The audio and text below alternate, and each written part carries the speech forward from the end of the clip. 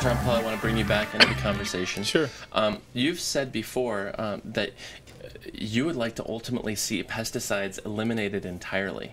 Well, is that and I saw that in a previous interview, that's one of the goals of the Organic Cannabis Association. But what do you mean by that? Because clearly you don't only mean that, but also, is it realistic?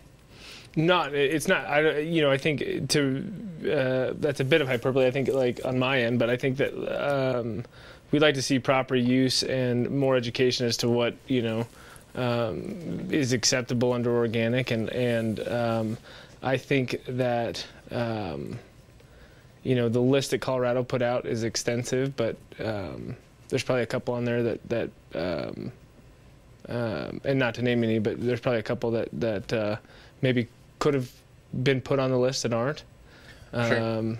Some that aren't so unsafe that they shouldn't be on the list. Right. Okay. And I just think that we're from the sustainable ag side more broadly on the food side, and I think that there's methods of growing and integrated pest management, and but I think pie in the sky, the hippie, the idealist in me, hopes that that's someday the reality.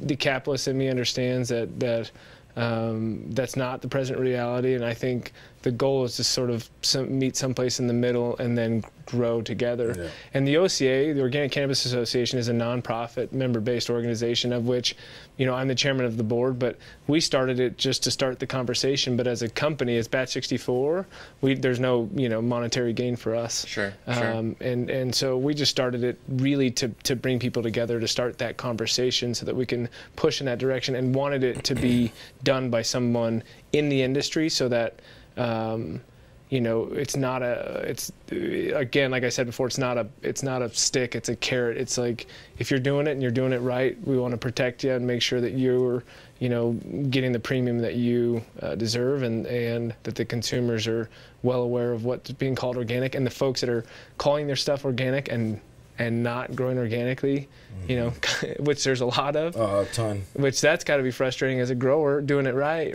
Like, yeah. And so we wanted to, to help kind of overcome that obstacle. Mm-hmm. Well, and that's what's fun about this show. Having the guests on that we've had, and you guys, you talk about pie in the sky, but why shouldn't you dream big? You guys are entrepreneurs in this brand new space, so why wouldn't you absolutely reach for the stars? Well, and that's where I've been on things where someone said, you're either going to be the biggest enemy or the biggest friend or the biggest enemy to the industry, and I was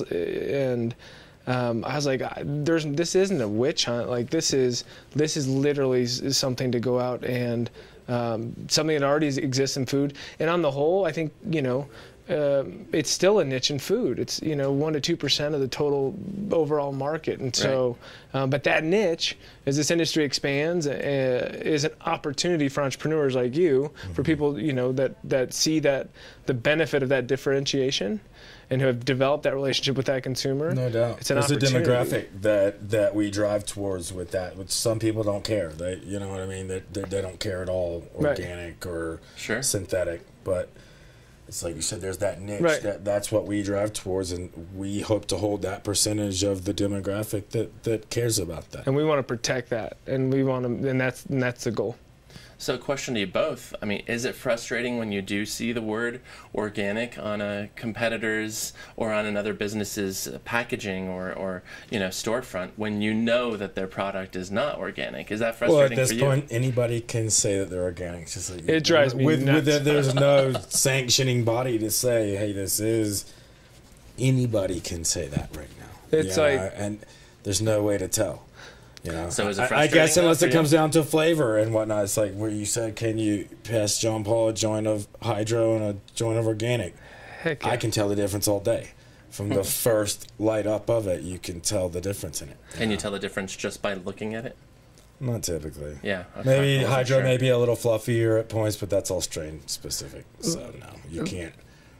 Not that I've seen. You can't really tell a difference. Mm-hmm.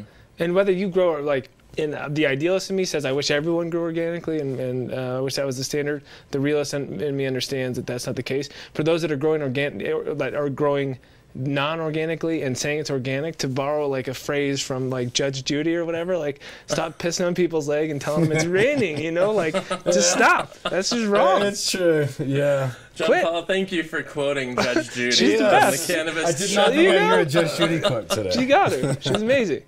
She's a legend. Well, Corey, I mean, you're in the thick of this, so just tell us about how legitimately realistic it would be for you, you know, to imagine a world without pesticides. I mean, this is John Paul's, you know, ideal, and you're a businessman growing. So I can say what we do is that we go based upon what the MED and CDA says we're allowed to do. Sure. And that's essentially what we do. As long as they say we're allowed to use it. Oh yeah, you use. We'll use what we feel with it, and that, you know, it's all organic right now. Everything has been mandated as such for what everybody's having to use.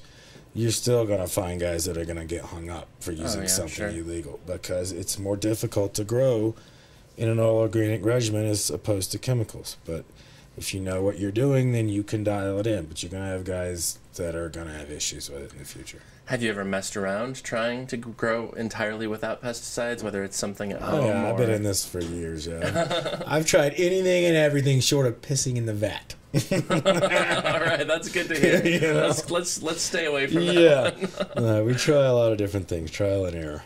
Well, and speaking of, what are your feelings? You heard John Paul's earlier about Eagle 20 mallet, these contentious pesticides that have been in the news recently. I know that they're cleared for ornamental use only, and that's it, not for cannabis. But you don't have an opinion on if it's good or bad? Not necessarily, no. Okay, I know. I was just reading a Westward piece that was interesting that just addressed a study that said, you know, down the line, this could be bad. It mentioned the word cancer causing, you know, but I mean... I can say one thing I know is that pretty much every piece of citrus you eat out of Florida has Eagle 20 on it. Oh, really? Yeah, okay. That's where Eagle 20 was developed. Oh, sure. Okay. So there's a lot of use on it in foods and whatnot. In cannabis, I don't know. It's not proven yet. We're yet to see what happens. Yeah. It's interesting, too, because here, food, we're eating it, we're ingesting it in a different way, and then cannabis, we're smoking or vaporizing or... Well, none of these bottles even... If you look at any of the organic pesticides, none of it says cannabis. Mm-hmm. It's all for either commercial, residential, or ornamental use, because there is no category for cannabis. Right. Cannabis is not federally legal to where any of these companies can say, hey, I'm going to look at it and do a study. So nobody knows right now. You know what I mean? If the CDA and MED says they're bad, then they're bad. End of story. And that is the world that we live in right now, because they are controlling the regulations. And we do what they say.